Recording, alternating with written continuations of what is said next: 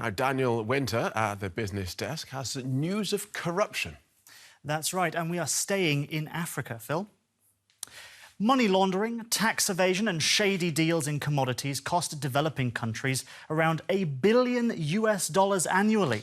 That's according to one study from a lobbying group. That group estimates all that money lost to corruption would be enough to save the lives of over 3.5 million children every year. Transparency International released its Corruption Perception Index for 2014, ranking countries according to how corrupt their public sectors are thought to be. About a third of these countries are in sub-Saharan Africa.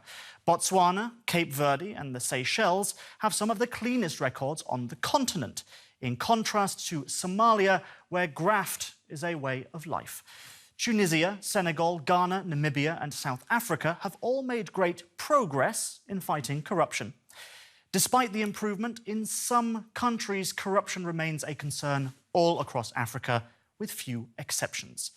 We've caught up with Olaf Schmueser in Accra, the capital of Ghana, for the Inside Story. He's senior representative of Commerzbank in Nigeria. So, Olaf, have you seen any concrete fight against corruption?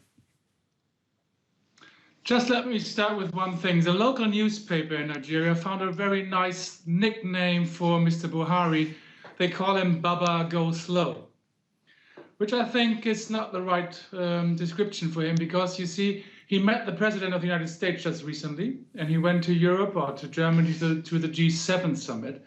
And I think he stands at the forefront to fight corruption. Why is it so? He said to all the local government authorities that every inquiry has to be answered within 30 days, at least by the end of August.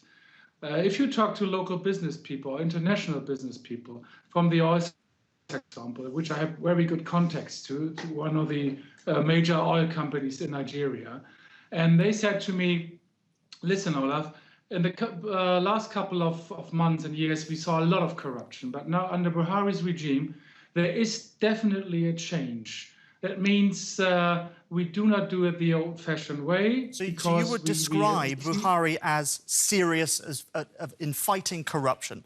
And would you say, to what extent are investors discouraged by corruption and bureaucracy? I think investors now, also international investors, they're never discouraged by bureaucracy or corruption.